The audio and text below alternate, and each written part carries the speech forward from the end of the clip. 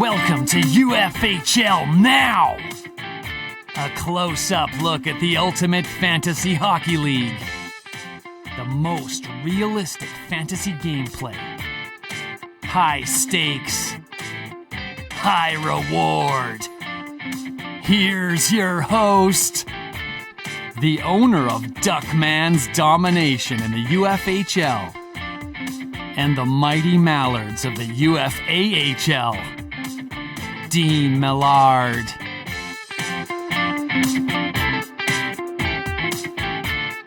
Hello and welcome to a special Sunday edition of UFHL Now, as I was on vacation last Friday with no service, so we waited a few days to bring this show to you, and man, it will be worth the wait. This show, of course, is being broadcast proudly on the Ultimate Fantasy Sports Network, UFSN. If you would like to get involved with UFSN, simply check us out on Twitter at UFS Network, or you can email us at UFSN@UFFsports.com. If you'd like to get a hold of me on Twitter, follow Ducks Domination on Twitter. That team right there.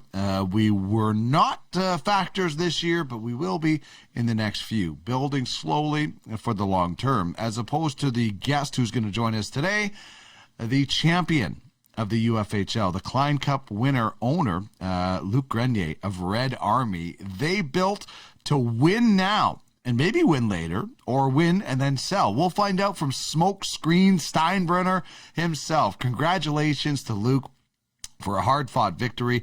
Great stuff by Matt of the Gators to auto-draft his way to the final, and to everybody involved in UFFS. Congratulations to you. Michael Vick signed on as an NFT today, joining Chris Carter, Hall of Famer, Damon Allen, Hall of Famer, Ryan Malone, NHLer, Olympian. The list is going to get bigger and better, and congratulations to you if you're involved for sticking it out and, not selling off player by player. As we mentioned, Luc will be on board, although he has picked up a lot of SEO lately, but there's a really good reason why, and his team is still very competitive. He's going to join Larry and I for an interview, and then don't worry, you're still going to get the segment you all love, you've all came to know and love, Larry Fisher's UFHL Insider segments, and we'll have a few more details at the end of the show to tell you all about it. So let's get into it right now.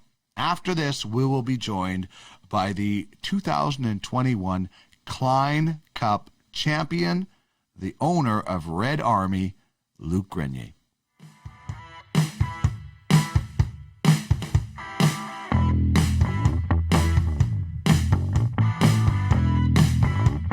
This is UFHL Now with Dean Millard. Get in the game, where you own the game.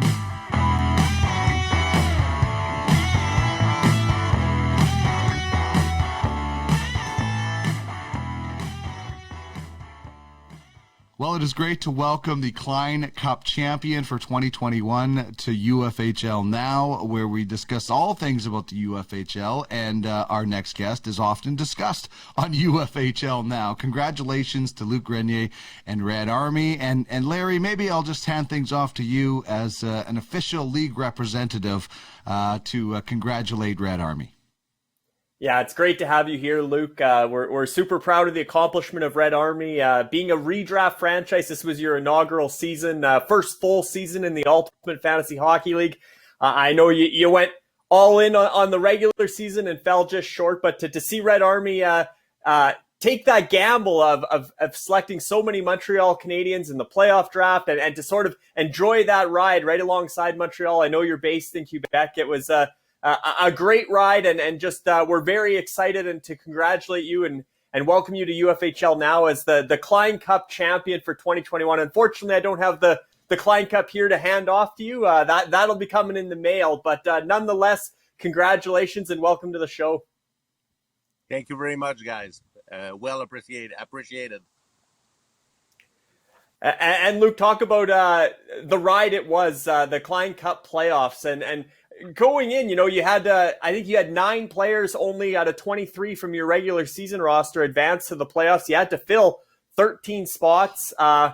Talk about that and the fact that you used 8 or 9 of those spots on Montreal Canadiens, or I guess 7. You had 2 Montreal Canadiens, Toffoli and Suzuki, on your roster, and then you drafted 7 more for a total of 9 Montreal Canadiens out of 22 players on the playoff roster.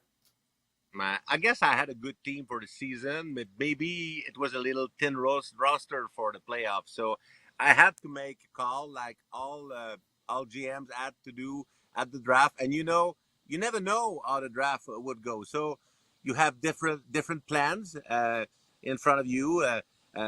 Obviously, numerous teams were thinking Colorado, Vegas, Tampa. I was 2 at a time. But I soon realized, let's say that I have a plan A, B, C, D. I soon realized that some of the plans wouldn't be going well for Red Army because lots of teams were picking players. So I said, well, one of my plans is Montreal, but I know it's a long shot. I have to be honest. Even if I had pronounced myself in Quebec, saying early in the season, not in the middle of the season, but early in the season that Montreal, I like the team because of the move that Bergevin made.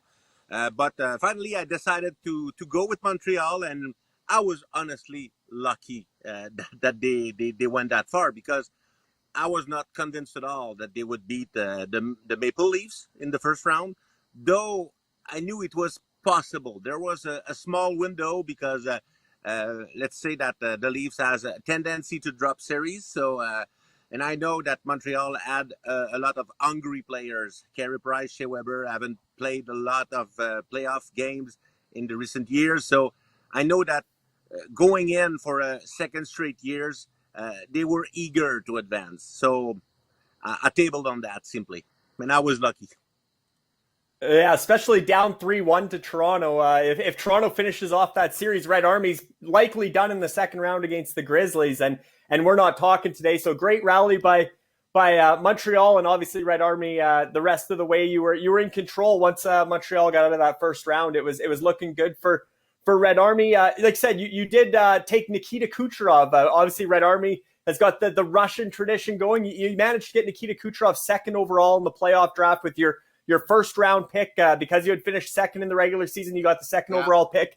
Nikita Kucherov missed the entire regular season, didn't play. Most people knew he was healthy. He was coming back for the playoffs, but we didn't know what to expect. Obviously, he led the playoffs in scoring. Talk about the decision to take Kucherov as the Russian face of the franchise in the playoffs. And you also grabbed Alex Romanov, the rookie defender from Montreal, who actually scored a goal in the Stanley Cup final. So talk about the Russian presence on Red Army and the fact that you took Kucherov, took a bit of a gamble on Kucherov as well as second overall. Yeah, I'll say first that Kucherov was a better pick than Romanov because Romanov has been benched or wasn't even dressed for lots of games. But yes, Kucherov was for me, let's say one of the 3 picks I could take at second, and I didn't have control on Kucherov because I was drafting second. And in my point of view, I thought that maybe Ice Vikings would go for him. But I had told myself that if Kucherov was available, knowing what kind of players he was, I would pick him. So when Ice Vikings went with Mark Stone, I decided to go with Kucherov. And I had very little doubt because he was probably the best forward available. The only question was simply would he be in game shape? Because I know he would be fresh because he hadn't played all years. But in what kind of shape would he be for the playoffs? And he was in great shape for that. And about Romanov, he was a later pick. Simply, he was a Montreal Canadian. He was Russian, so I decided to went with him. But at some point after 6, 7, 8 round. The pool was started to be a little thin, so I just kept going in the Montreal Canadian direction. So that's probably why Romanov ended up on Red Army for the playoff. I also have to say something. I have to thank Kyle Dubas because he picked up the Russian that helped Red Army because that great pass, that great ugly pass that Galchenyuk tried and that was intercepted. Was it by Suzuki or Caulfield? led to the Leafs' defeat, led to the Red Army being able to advance in Klein Cup. So thank you very much, Cal Dubas, for getting Alex Galchenyuk, risky Galchenyuk on your lineup. of of all the Montreal Canadiens not named Carey Price that were on your playoff roster, who do you think had the biggest impact? Because Price obviously, was the leader of that show. But which Canadian on your Red Army playoff roster had the biggest impact for you? I would hesitate between two players, but I would go with Suzuki, I think. Suzuki had great playoffs. He played well with the puck, without the puck. But my second choice would probably be Caulfield. And for future, I think that Caulfield is going to be a great, great player. But both really helped me. Caulfield was a late pick for Red Army, if I remember well. So he really paid off. But Suzuki, I had this one on my lineup. He was a great player in the playoff for Red Army. And we see that you've obviously spent all your budget on the parade and didn't have any budget for a camera left over. But tell us about what the celebration is going to be like. And for real, you're going to get this Klein Cup trophy, and you saw Ashley had it last year. What is that going to be like when that trophy shows up for the very first time? That's going to be exciting to check the cup, to check the names, and to fulfill some of the promises I've made, because you know that some GMs in the league really wants me to eat a poutine in the trophy. Brute's owners was one who has asked it on the chat, and I intend to fulfill the dream of those GMs and to show them that in the Klein Cup in Quebec, we can eat the greatest poutine. But about the parade, it's all into the planning right now. I've talked to government officials, mayors and everything. We're planning something real big. And of course, if we have 4 cameras showing today, it's because we'll have 8 cameras shooting the parade. And all the budget is going there, as you mentioned, Dean. Yeah, unfortunately, the Nordiques couldn't bring the cup to Quebec City, so Red Army had to do it, and do it in your first year, Luc. Going all the way back to the redraft, and we're actually at the 1-year anniversary of the redraft today. We're talking to you exactly 1 year from the day that Red Army and Luc Grenier joined the UFHL. Talk about getting into the UFHL and what a whirlwind this calendar year has been. I know you only had 2 holdovers from the redraft that were still on your roster at the end of the regular season. Hughes? Obviously, they weren't part of the Jack Hughes and Adam Boquist. Yeah. Those were the two that you drafted in the redraft. But talk about the whole journey to this point. Well, it's a long journey. It's a busy journey. And it's not just a busy journey for Red Army or for me. It has been for all owners, because we're all in on this. We're all 24 hour a day, 7 days a week into this. Maybe sometimes at night we're dreaming of trades and moves we could do, and it's real fun. We're all owners and people that love fantasy sports, fantasy hockey, and we all have been lucky to find this league, this great idea that came up of a funder's mind. They decided to create this league. Some of the GM that started with us didn't believe that it was such a league that would grow that much, but all that stayed, and me included, really found out that the dream that the funders had is incredible, and what they are achieving every day, what Tony's is achieving, what all the funders are doing. Hey, today we got Michael Vick as an NFT. That's incredible. So it has been much more than just hockey. It has been watching the funders show us, prove us that delivering the dream. They are delivering the dream every day. So I'm just lucky to be here. To have won the Klein Cup is nice, but honestly, to be in the UFHL is even better. I know that sometimes I've said I would sell, and I've been testing the waters, and sometimes you think about the money. I'm a GM who invested a lot of money, and sometimes you say, well, if I had some of the money back, I could do that too. But right now it's in the UFHL, and it's okay. I know it's a great investment, and somehow we're all winners. I may have a trophy, but we all have the real trophy. We are in the UFHL. Absolutely, and to get your name engraved in that Klein Cup, and like Dean said, to see it and hold it, it makes it that much more real. That's why this is professional fantasy sports, and then the most realistic platform out there. And certainly, Luc, I know we're here to talk hockey, but I know Red Army has been sort of since the playoffs or throughout the playoffs, and obviously some announcements after the playoffs. But you've sort of retooled and maybe not sold off, but you've accumulated some SEO and you've sort of downgraded some talent or opened up some room for some of your youth that's coming up. You still have a really good young core on Red Army, but talk about obviously you're accumulating some score coin. You're looking at the ultimate fantasy American Football League. You want to be potentially an owner there as well. I've been looking at everything. I've been looking at football. I've been dreaming of baseball. Not too much about basket because, quite honestly, I'm not knowledgeable enough to enter an NBA pool. But a football pool, an NFL pool, I'm telling you, I love hockey, but I love NFL even more. So it would be great to get into the NFL, but some stuff will decide for me. I'll see if I can throw a winner bid if I decide to bid. So I'll check. I'm still pondering lots of stuff, but quite honestly, I've decided to sell because to sell trade. I didn't sell, but yeah, I somehow sold players because let's say that SCOs were the main pieces in numerous trades that I've made. But you know what? There's value everywhere in UFHL and on UFF Sports. At first, I really thought that it was only for me and only on players. And I was told and I realized that lots of the GMs I talked to care way much more for SCOs than for players. I won't name them. You know those guys. But somehow I was a bit maybe convinced that, you know what, SCOs were important too. And you can wait before trading players.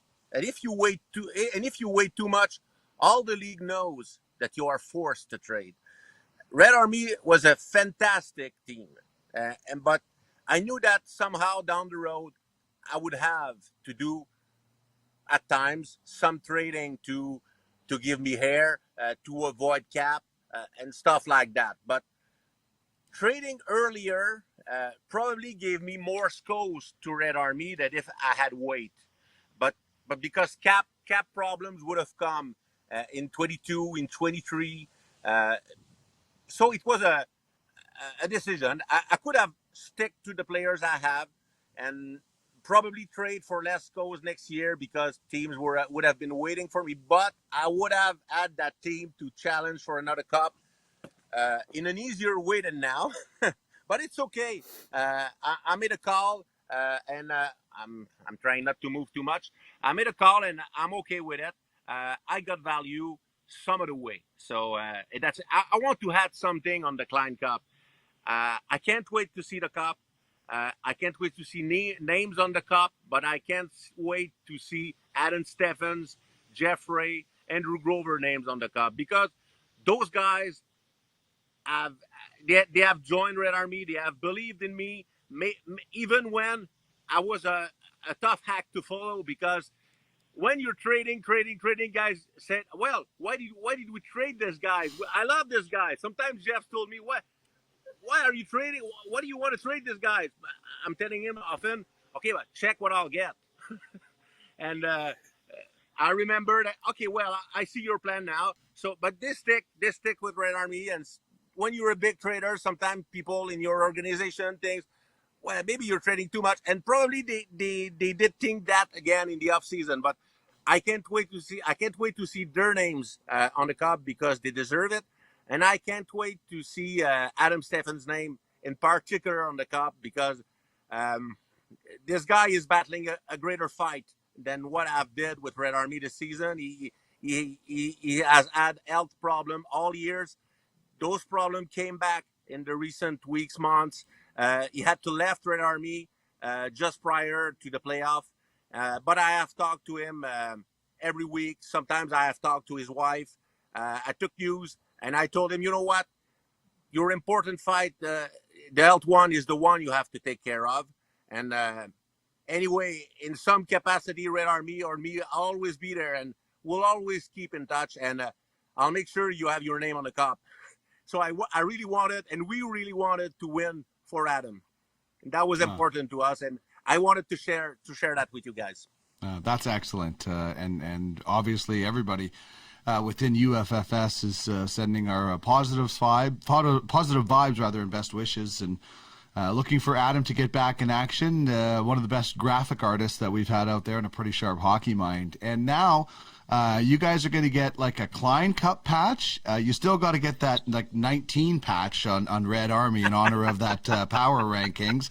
So I think that would be a really, really cool scene. But going back to what you said, you're built up a really powerful team.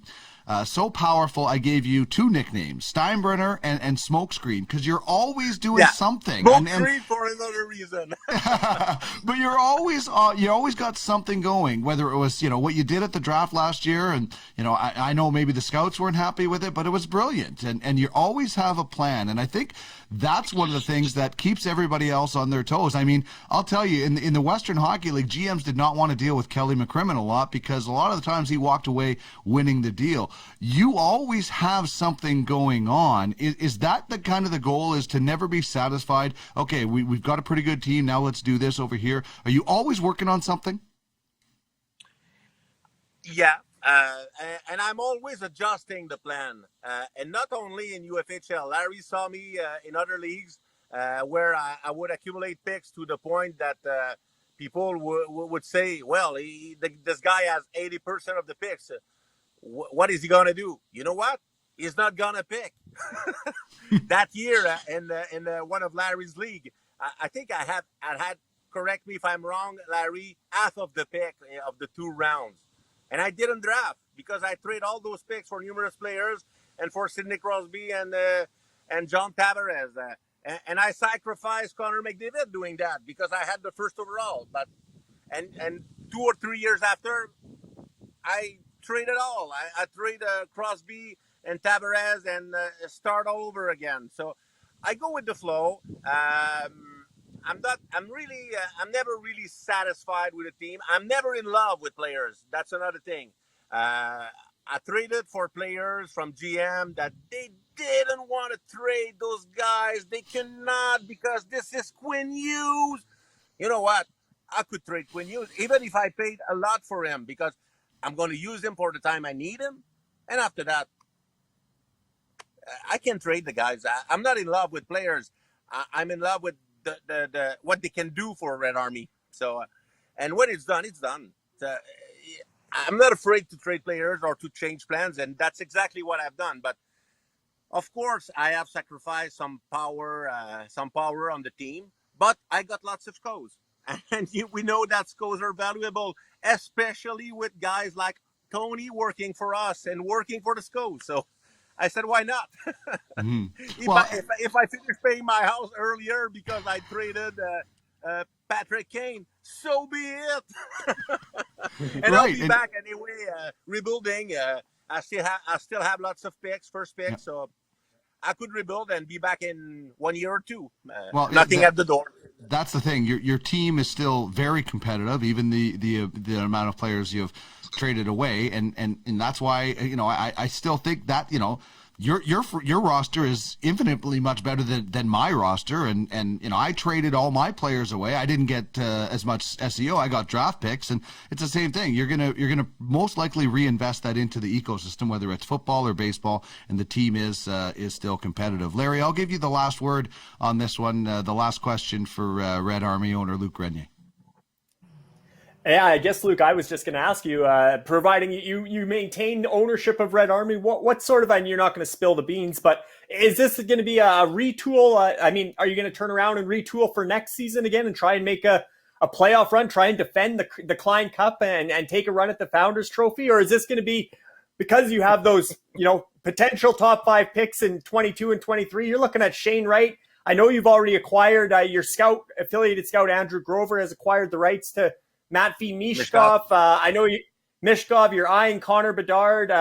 Is that sort of are you looking at this now as a 3-year window, or like you said, I've seen you do the flip in other leagues as well, where October is a long way away. You might have retooled and you might be the favorite going into the season again. But where are you today on that? Are you ambitious towards next season? Do you want to defend the Klein Cup, or are you looking a little bit more long term now? Now I will answer the way that the general manager that won cups over the years in the NHL answers. Right now, we are enjoying the trophy. We are enjoying the moment. But later on, the time will come where we will decide what we want to do or achieve next year's. Of course, I'll check the prize pool. I'll check how interesting it is. I'll check the trade opportunities. I'll check the wind. I'll check who's want to trade or don't want to trade certain players. And then I'll be able to answer that question by making moves or not. Honestly, I don't know. I'm not sure a plan is defined right now for me. And anyway, I may be looking at great players, but who's not? Who's not watching Bedard? Who's not watching Mishkov? And I know a guy I'm talking to who is watching right. So, anyway, the future looks great. Whatever directions Red Army take, because we are in the UFHL, future looks bright for everyone. Indeed, especially the next few months when you get that Klein Cup and nonstop poutine, like bottomless poutine out of the Klein Cup. Like that's what we're all expecting. So congratulations, Luc. It was a hell of a run, a great gamble that paid off with a championship. The only thing would have been better is Montreal winning a title as well, but they took you as far as they did. So congratulations. Thanks so much for joining Larry and I here on UFHL Now, and can't wait to see what you have up next. Yeah, thank you very much for having me. That was great stuff with Luc Grenier of Red Army. We'll continue UFHL Now as we dive into the Insider segment next.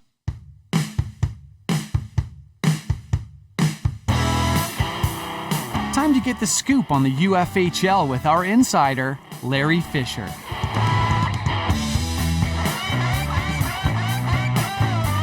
He's had lines in the water all week long. What will he reel in for us today? Let's dive in and find out what's going on with the UFHL now.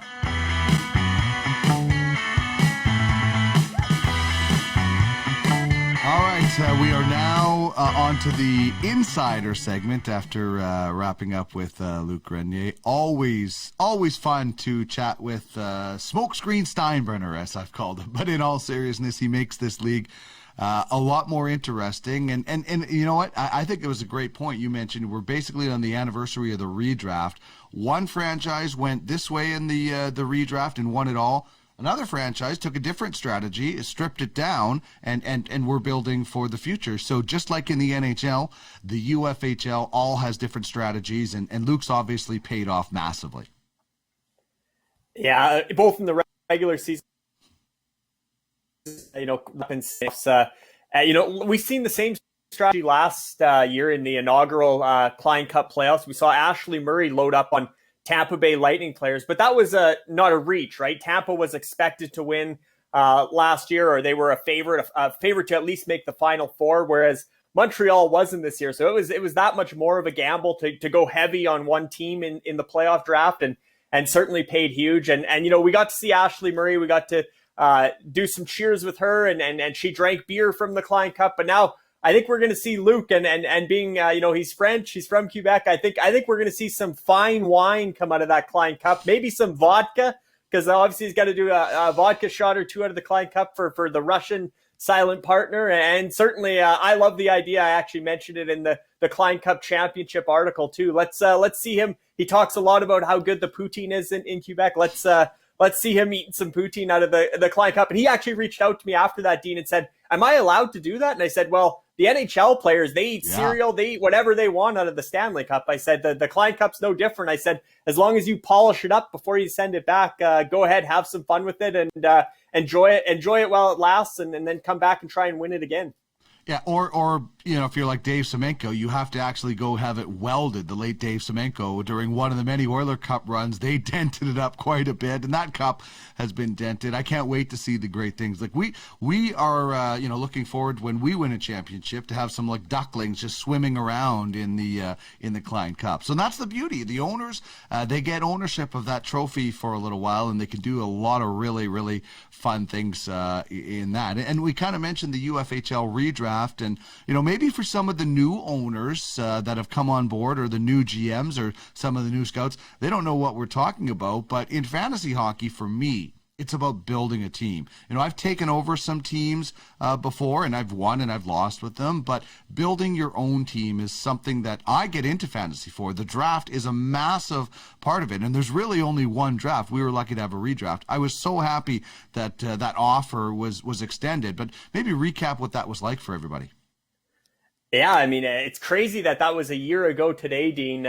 Looking back, that actually predated UFSN, and you were busy drafting. You were busy drafting for Duckmans that day. We were just hosting it, but it is archived on UFSN on our YouTube channel, so you can go back, scroll back through the videos, find the redraft. I highly encourage watching it. It's entertaining, and it really does show where 12 of these franchises in the UFHL got their start, and including Duckman's domination. And Dean, I went back and looked actually at some of the picks, and Duckman's drafted a really competitive team. You started off with Mika Zibanejad in the first round. You got Evgeny Malkin and Alex DeBrincat in the second and third rounds. And obviously you were able to move those guys for prospects and picks, and really, have a pick that's in play to possibly draft Shane Wright next in 2022. So Duckmans is playing the long game, but you drafted a really strong roster on paper. When you look back, if every franchise kept those rosters, I think Duckmans would have been a contender already this season, but certainly went the rebuild route. But actually your fourth and fifth round picks are still your current faces of the franchise, Dante Fabro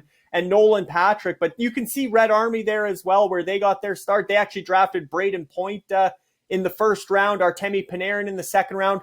They did draft Jack Hughes there. I believe he was a fourth round pick after Nico Hischier. So Jack Hughes did get his start in the UFHL redraft. That's an original face of the franchise for Red Army, as well as Adam Boqvist was the only other player of the 23-man redraft roster that's still on that roster for Red Army. So, but I think it's a lot of fun to look back and just remember the growth of the platform, Dean, because the 12 franchises that participated in that redraft, they all paid $200 USD as their entry fee. And going back then, those are our early adopters. And there was actually 19 franchises that participated in January 2020, the original UFHL draft. So they're the OGs, those 19, but the 12 from the redraft as well got in at 200 USD and bought into basically all we were was a vision and a spreadsheet. That's all we had. We were working on spreadsheet. Scorecoin hadn't launched yet. It was just, a vision.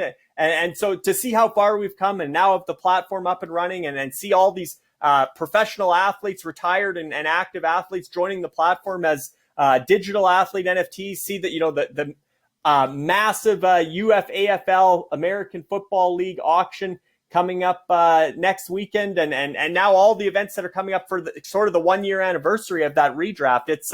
It's amazing how far UFFS has come in a calendar year, to think that this is exactly 1 year to the day of the UFHL redraft last summer. I might have to pull out another cigar, because I know I smoked a cigar and maybe a few other things that day and still drafted a pretty good team. But you look at it, and in 1 year, we've gone from that redraft to having a former NHL player and Olympian, not only as a digital asset and an athlete NFT, but an actual owner who keeps trying to trade me his guys that I don't want, and I absolutely love it. Like, who else can say that there is a former NHLer as an owner in their 32-team franchise fantasy league? It is amazing where it's gone in 1 year. The news of Michael Vick today joining Chris Carter and Damon Allen and others, and Ryan Malone, as I mentioned, Terrence Bud Holloway as the athlete NFTs, the more names that are coming.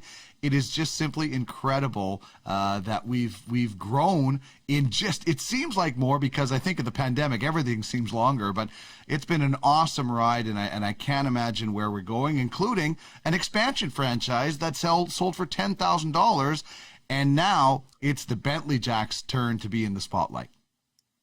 Exactly. And that expansion draft is looming now. We're only 1 week away from the protected list deadline next Saturday, July 17th at midnight Eastern. And the NHL lists, Dean, are due at 5 p.m. Eastern on the 17th. And I know I've heard that the NHL may not release those protected lists until Sunday, July 18th. I'm hoping the media will be digging hard.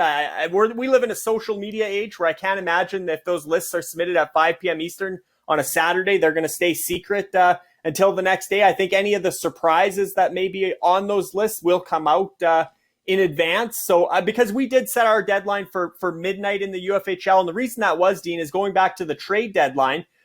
We mirrored the NHL trade deadline at the exact same time, but it didn't give our franchises any opportunity, any window to react to the last minute NHL moves and maybe move somebody that they could have had for the Klein Cup playoff roster if they got traded in the NHL. So with the protected list, we tried to set that deadline later at the end of the day, give them time to review the NHL lists and maybe adjust if they wanted to protect or expose somebody. But certainly the Bentley Jacks, Dean, they're watching this play out and eagerly anticipating those lists coming in and seeing what's actually available to them, because they've ran several mock drafts. I don't know how many Brennan Kopp's done now with his owners, Drew and Darwin, but I'm assuming it's over 5 for sure. And they have a good idea of what's coming, what's going to be available from the franchises that they haven't made side deals with yet. But we are going to see more movement this week too. There's going to be these last minute moves to try and avoid losing players to the Bentley Jacks, or try and convince the Bentley Jacks to take a different player or a bigger salary or whatever the case. This is a busy week for the UFHL franchises leading up to the expansion draft. But the Bentley Jacks, Dean, like I said, you can't say enough about them. It's all been behind the scenes, and now is their chance to enter the spotlight. But behind the scenes, the Bentley Jacks, I did a tally up before we came on the show today, and they're now up to 19 total trades, Dean. 15 of them have expansion implications. And what that means is they're committed to picking 15 players already. So from 15 franchises, they know which player they're picking and what kind of trade or what kind of return top up they're getting in order to pick that player, because they've committed to those players. That means we got 16 selections to come during the live show as of now, barring no more side deals ahead of next Saturday's protected list deadline. But I guess for me, Dean, that's the downside of being the insider, is I'm privy to seeing the details of those 19 trades. Yourself, the rest of the GMs in the UFHL, it's going to be a big surprise when that live show happens on Thursday, July 22nd on UFSN. It's going to be a big surprise when they see all these trades come out, unless, maybe they made one of the trades, they'll know that trade, but the other 18, they won't. So there's going to be a ton of surprises for everybody else except the insider when those trades come out. But I'm looking forward to it. I think there's going to be a lot of surprises and a lot of suspense leading up to that live show, and certainly the rest of this week as teams finalize their protected list. Yeah, and I mentioned earlier that Ryan Malone, newest owner in the UFHL, has been trying to make some trades with me. We've had some discussions, but he's been busy. Like this is a guy, and we talked to him last week on the show, and he was so excited to get involved. The day before we had that conversation, you could kind of see the wheels kind of turning in his head. And I love how active he's been, not just with trades, but discussion about statistics and categories, because this is a guy who knows exactly how hard it is to get a shot on goal, to score a goal, what it takes to block a shot. He did it with his face in the playoffs. So it's really interesting to see him being so active and also engaging with everybody to make sure we get it right. And we want to be just like the NHL. Well, here's a perfect guy to tell us what exactly it is like in the NHL to get those stats. Absolutely. And I think Ryan, as we expected, he's jumped in with both feet. He's been very busy, not wasting any time putting his stamp on the roster, Dean. He's already made 5 trades to date, many more to come. The one challenge that Dynasty has is the salary cap, because they do have some bigger contracts. Guys like Jeff Skinner and Sergei Bobrovsky, the $10 million man in goal. So with those contracts on the books, there's going to be some salary juggling to do. But as far as impact players and stuff, he's certainly putting his stamp on the roster right away and requiring players that he played with, former teammates, guys he can text and say, hey, welcome to the team. Steven Stamkos, the new franchise player, the new face of the franchise for Dynasty. You'll see in the graphic today, that we have for UFHL Now, we have a photo of Ryan Malone and Steven Stamkos celebrating a goal. So, I mean, they've been on the ice at the same time, and now Ryan's the owner of Steven in a fantasy league, and certainly it's come full circle that way for him, acquiring former teammates. Alex Killorn, another member of the Tampa Bay Lightning, acquired by Dynasty. And the other players that Ryan's taken a real interest to, Dean, that's cool, is the guys from Minnesota, or the guys with Minnesota connections, because Ryan's in Minnesota a lot of the year. He's also in Tampa or in Florida, but he's in Minnesota a lot of the year. He's a big part of the Beauty League, their summer hockey league for all the NHLers in Minnesota. And so he's landed guys like Jason Zucker, even guys that maybe aren't as well known, guys like Rem Pitlick, guys that have these Minnesota roots, guys that he's going to see around the rink, see at the golf course.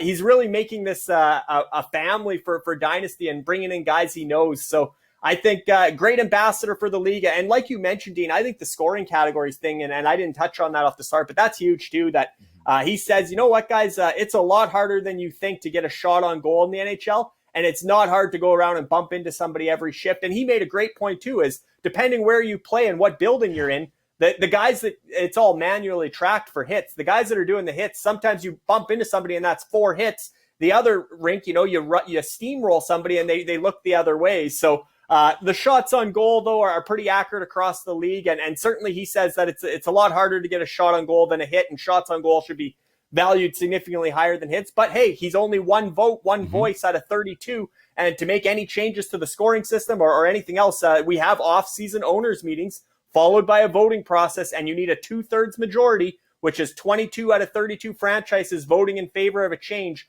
in order to implement any changes to the scoring system or the league as a whole. So it works the same way the NHL Board of Governors does.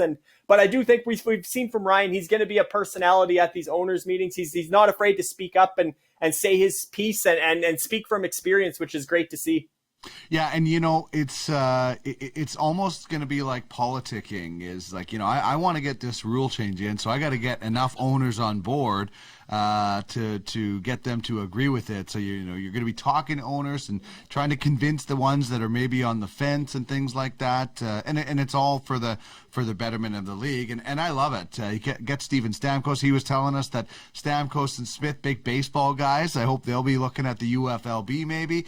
But I can't wait to see Steven Stamkos wearing a Dynasty hat. I mean, that is going to be so amazing. And he talked about going out to that beauty league and handing out hats and everything. I can't wait to see NHL players wearing this kind of merchandise and to have a fellow NHL brethren to be able to talk to them about it and explain it to them. And we know NHL players and athletes in general, they're very cautious, about their finances, and there's no finances involved for NHL players to join up, but their brand as well. And so to have another guy explain it to them what it's like, I can see more guys, and I can't wait to see those hats and everything like that. So that's really cool. But they weren't the only franchise that have been wheeling and dealing. The Snipers land Jack Eichel as another, as we talked about Dynasty with Stamkos, the Snipers get their franchise player. Yeah, a new face of the franchise for another new franchise owner, and Alex LeBlanc and his family that purchased the Snipers back in mid-May, Dean, and they've been the busiest franchise since taking over. And we had to wait for a number of their trades until the Stanley Cup final, Klein Cup final concluded, because the Jack Eichel trade involved 2 Montreal Canadiens players, so you couldn't trade players while they were in the playoffs. So we had to wait it out and see where Jack Eichel was going. We're still waiting to see where he's going to go in the NHL, because we're pretty convinced he's going to be traded from Buffalo. And there is some health risk there when you take on Jack Eichel, but he's such a young guy, such a dominant player, just entering his prime, signed long-term. You got cost certainty with him. So I love that move by Snipers. And I'm actually a little surprised that Rock Republic traded Jack Eichel within the division, because I'm sure Buffalo doesn't want to trade him within the division in the NHL. And there is the division becomes a factor when there is no head-to-head play during the regular season in the Ultimate Fantasy Hockey League, but certainly in the playoffs, you play your division rivals in order to advance in the Klein Cup. So now there's a rivalry there with Jack Eichel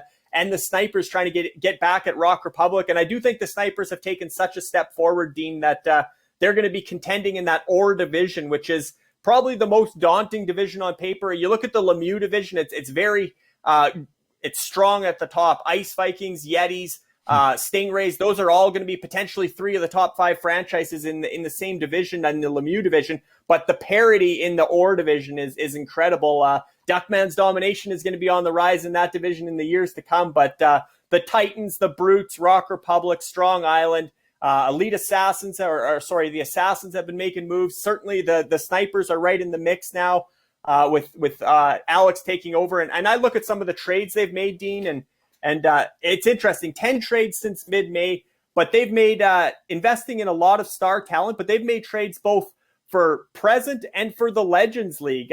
They've acquired the likes of Eric Stahl, Duncan Keith, Patrick Marleau, Zdeno Chara, and Hendrik Lundqvist. Those guys, I mean, they're on the back nine. They're looking towards the Legends League there. But on the other side, Alex is also, making sure that the present is taken care of with a guy like Jack Eichel, just entering his prime, like we said, but also the future. He already had, he inherited Cole Caulfield and Cole Perfetti were 2 of the guys that UHA had acquired to sort of give a base of prospects. But then Alex came in and he acquired the Suzuki brothers. He acquired both Nick and Ryan Suzuki. We've seen what Nick did for Red Army and for Montreal in the playoffs and how he's becoming a real core piece for Montreal. And then Ryan Suzuki, a first-round pick of Carolina. So he's got the Suzuki brothers there. He acquired, and then, Alex and his family, they're Leafs fans. You got to get some Leafs, right? So they went out and they acquired Nick Robertson and Rodion Amirov, of their last 2 top picks from the last 2 drafts. Guys that are obviously going to be a big part of Toronto's future. They also acquired Jack Campbell as their goaltender, obviously projected to be the starter for the Leafs going forward. So they're getting some players from their favorite team. And then, just guys like Cam York and the list goes on and on that they're acquiring. But we did tease the Eichel blockbuster in last week's edition of UFHL Now. And we said, look out for the Snipers. They got some blockbusters coming. They still have one left. That one won't be announced, Dean, until after the expansion draft because it involves a piece that's moving within the expansion draft trades. But that trade, and it's actually good news for the Snipers that it's coming after the expansion draft because the player has a no-move clause. Would have changed the way they approach the protected list and stuff. But certainly they have another franchise player coming. So, and one thing I was going to mention, Dean, is, Alex, he can't just call up Jack Eichel tomorrow and say, hey, man, you're on my team. Let's sign you up as a digital athlete NFT. Unfortunately, Alex Blanca doesn't have that direct connection to Jack Eichel or his agent. But, Ryan Malone, he absolutely can call up Steven Stamkos and say, hey, buddy, you're the new face of the franchise for Dynasty. And by the way, here's what UFF Sports is all about. I'm an ambassador. Let's get you on as a digital athlete NFT. And I do think that's all part of the strategy with Ryan and Dynasty is acquiring players that he has a relationship with and helping bring them on as digital athlete NFTs. But, he also put out, hey, how much for Sidney Crosby, right? Because he knows Sid, he was a line mate with Sidney Crosby as well in Pittsburgh. So he's trying to acquire those guys. But Ryan was very much out there on the chats on Telegram and said, hey guys, yes, I want to acquire these guys. I want to bring them in as digital athlete NFTs, but I'm bringing in all of your guys. I'm trying to help everybody, not just myself. So that's sort of the difference when you have an owner the level of Ryan Malone and his relationship with the players. Not only is he acquiring for his fantasy franchise, but he can potentially recruit them as digital athlete NFTs. Well, and this is a discussion he told us about with Steven Stamkos, Mike Smith. I don't know who else was. They were sitting around on the plane talking about, will we ever get rewarded for our fantasies? So he could say to those guys, remember that discussion we had? Let's get involved. And on the Legends League side, it's interesting. I released Corey Schneider the other day because I'm pretty sure he's going to retire, but anyway, Alex was like, he had messaged me and I just missed the name Schneider. But he was looking at him as potentially Legends League. So I think that's a really neat strategy that Alex is going, and some of the other owners. And like I said, there's some people that are just in this for score and investment, and other people are in for just fantasy. And then there's a blend, a little bit of both. So it's very cool that we have so many different personalities and kind of objectives in the Ultimate Franchise Fantasy Sports. All right, let's get to your insider advice. You're always so nice to give out free advice for franchises. What are you starting with here today? Yeah, Dean, it's all about the expansion draft this week. Obviously, with that protected list deadline, we're going to have one more UFHL Now potentially on Friday, although we do have the UFAHL franchise auction next weekend as well. But if we do another episode of UFHL Now, there'd be a 11th hour episode but there's not enough time there to remind them of what's coming. So this is your last chance, your last bit of insider advice as it pertains to the expansion draft. And the big thing, which is happening in the NHL right now, you can absolutely guarantee it, is work the phones. Yes, you're finalizing your protected list, but see what else is out there. You don't have to, obviously, if you want to submit it early, it's great. But if you want, you can wait till Saturday morning, Saturday afternoon, and really focus on, trying to maximize what leverage you have. If you have a player that's not going to be protected on your roster because you got 8 forwards that are really good, well, look around the league. There's going to be some franchises that don't have 7 good forwards or 7 forwards better than that 8th player on your list. You're going to be able to flip him. And even if you get a second round pick back, that's better than getting nothing, right? And losing the player for free to the Bentley Jacks in the expansion draft. Or on the flip side, Brennan, 19 trades already. He'd probably like to make it an even 20 or push it even higher. And I think the Bentley Jacks will certainly be circling back. And there are some franchises, Dean, that are, they missed the playoffs. So they've been done for a couple months. And maybe and especially when you're used to other fantasy leagues, other hockey fantasy leagues, when there's been no trades in my other leagues for months now. It's been just radio silence, right? Where in the UFHL, it's always busy. But I think some franchises and franchise owners and GMs, they still sort of checked out when they missed the playoffs or lost out of the playoffs. This week, they got to check back in and they got to get their protected list finalized. And I think Brennan is certainly going to be knocking some more doors as well with the Bentley Jacks saying, hey, I see you. I can potentially, I've done my mock drafts. Here's who I'm going to take from your roster because I know you're not going to be able to protect them. Or why don't I take this big salary off your hands and you throw in a first round pick and a good prospect or whatever the case, right? So both among the 16 franchises that don't have side deals, I think we're going to see a lot of movement and shuffling to try and not expose players that they don't want to lose or get some sort of a return for them. And then on the flip side, I think Brennan is going into a bunker this week as well to really try and hammer down some last minute deals. So I think we're going to see a really interesting week leading up to Saturday, but certainly leave no stone unturned.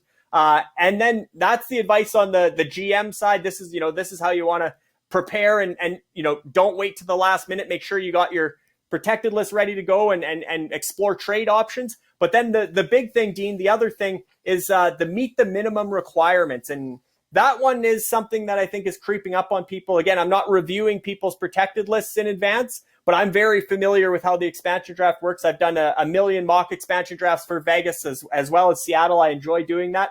So I know pretty much memorize the entire league as to who's available, who's exempt, who's minimum exposed, all that stuff. And I know people have reached out and said, hey, I don't have to expose this guy. It says so many games remaining on cap friendly. Unless they're in that exempt section, they are exposed. Those games remaining on cap friendly are only games remaining to meet the minimum exposed requirement. Because, Dean, we've talked at length in the last few months about the goaltending, and we've seen guys like Cam Johnson, and we've seen guys like Ken Appleby and Keith Kincaid, these journeymen who just so happen to be signed in the NHL for the reason that they're going to be exposed in the expansion draft in the NHL. Our franchises have basically shored up that position. I think most of the franchises have addressed the goaltending position because you do need to expose one goaltender that's either signed for next season or an RFA this summer. It can't be an unrestricted free agent. So I think most people have shored up that position, but I think it's creeping up on people that you also need to expose 2 forwards and 1 defenseman that are under contract for next season. So they can't be RFA or UFA status. They have to have a contract in place for next season, and they have to have played at least 27 games this season or a combined 54 games over this season and last season. So the 2 combined seasons. So that sounds like nothing, but there are some franchises when they're putting together their protected list and asking me about certain players, does this guy meet the minimum requirements? And the answer is no. So if you don't meet the minimum requirements, you will need to expose a player from your protected list that does meet that minimum requirement. So you might be planning on exposing, a UFA who's, I don't want to throw out names because I've seen some of these people's questions, so I don't want to use an example, but a player, we can use the Oilers. You might be planning to expose Adam Larson as a defenseman because he's UFA, but you got to expose one defenseman that's under contract for next season. And if nobody is, then you know what? You might have to expose a Darnell Nurse or somebody else, right? So you got to really be aware of the minimum exposed requirements. And I think that's more challenging than it sounds when you look at it. Oh, 2 forwards and 1 defenseman. Oh, I'll do that, no problem. But they got to be under contract for next season, and they have to have played enough games. And for some franchises, I think that the minimum exposed requirements is going to be a bit of a challenge this week, which means, guess what? You got to do the same thing they're going to do in the NHL. Make a trade for a guy who's equal caliber but under contract next season to meet your minimum exposed requirements, or bite the bullet and you're going to have to expose somebody that is under contract next season that you were planning on protecting, which is a scary thing. So again, you got a week to get this figured out. This is sort of the last warning, the last advice you're going to get on the expansion draft. But minimum exposed requirements, double check your list. Make sure you got 2 forwards, 1 defenseman, and 1 goaltender that do meet the minimum exposed requirements. I didn't. I went out and traded for Malcolm Subban for that very reason, because I wanted a goalie under contract. I didn't realize the goalie could be an RFA as well, and I had that kind of situation that Scott Wedgwood just signed. So now I have 2 goaltenders that I can pick and choose. But there was a bit of a goalie shuffle going on there for a while, because guys were like, oh goodness, I don't have a guy, and I was in the same boat. I didn't know about the RFA, but Antti Ranta was my guy who was going to be a UFA, so I had to go out and grab a guy. And it just shows that you need to do that research, because maybe there's a like the settings that you do actually meet. But it's good. 2 forwards, 1 defenseman under contract for the next season, and so they can't be RFA and UFA, and have played at least 27 games this season, or 54 games over the last 2 combined seasons. It's really not that much work. There's a lot of tools out there, especially with cap friendly. So there's 0 excuses for anybody getting caught by this. You took the words out of my mouth, Dean. That's what I was going to say. No excuses at this point. Yeah, they've all had plenty of warnings, plenty of notice. I've lost track of how many times I've copied and pasted the cap-friendly links, both to the Seattle simulator as well as the expansion draft FAQ, where it explains minimum requirements. If you haven't read it by now and you get, for lack of a better term, caught with your pants down or whatever, come Saturday night, then that's on you. And again, Dean, this is why it's professional fantasy sports. This is what it's like to be an NHL GM. We're not going to let people off the hook for, I didn't know the minimum requirement. You're going to get hit with $100 USD fine, and you're going to lose a player that you didn't want to lose, because Brennan Kopp's not going to do you any favors after that deadline. He's going to take whoever he wants, including a player that you planned on protecting, if you don't have the minimum exposed requirements. So you got a week. Hopefully everybody's listening. Hopefully everybody's talking about this in the Telegram chats after today's episode. And hopefully we don't have any illegal protected lists come in on, say, July 17th, because we've hammered this pretty hard, Dean. We've made it very clear what the rules are. And I do think we have a very good professional, committed group of owners, and the ones that weren't as active have hired GMs. So I don't foresee a lot of issues with the protected list. But the NHL CBA is complicated. The expansion draft has some quirks that you have to be aware of and prepare for. It's not just submitting the players you want to keep and protect. You got to take into account their contracts, their games played. There are some factors there. We've highlighted them now again. So best of luck to everybody this week in finalizing your protected lists, and I can't wait to see them come Saturday. And remember, you're only losing 1 player per team. So it's not like if you have like all these 3 great players exposed, they can only take 1. So you expose the players, they take their 1 player, and then it's like ripping off a Band-Aid. You're done in that sense. So great stuff. What a show today. The Klein Cup champion. Last week we had Ryan Malone, former NHLer, Olympian. I have no idea how we're going to up this for next week and get another great interview, but it'll be fun. We'll have lots to talk about, and maybe more trades. So thanks as well again, Larry, for joining me on the show and jumping in on the Luc Grenier interview, and we'll chat very soon. Sounds good, Dean. Thanks for having me.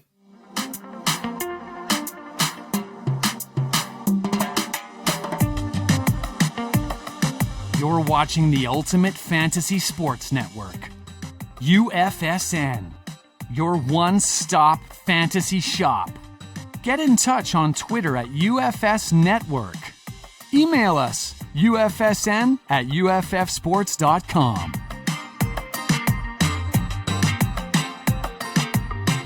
All right, so that has been a very busy, fun, and exciting show. We're working on something really cool for next week as well. We'll try to keep UFHL Now going most of the summer. There are a couple of times where I might be away, but we'll keep it going because there's always stuff going on. And we have a lot of things to talk about. As Larry said, the expansion deadline to get your lists in for the expansion franchise, the Bentley Jacks, is coming up soon. We'll have a live show on the 22nd to recap and feature what's happening in the expansion draft. And then we have the NHL draft, the UFHL draft, the futures auction. There is so much going on right now. And then, of course, we've got the UFAHL this coming Friday to Sunday.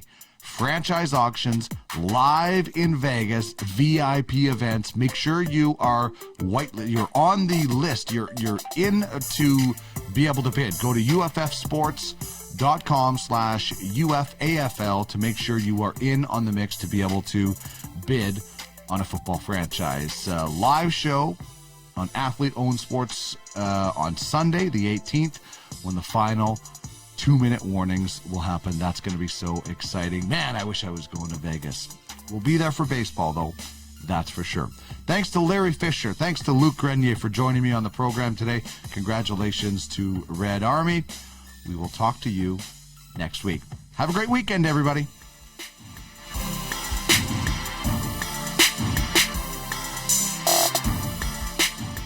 UFHL Now is produced by DM Productions. To get in touch, head to www.podcastalley.ca.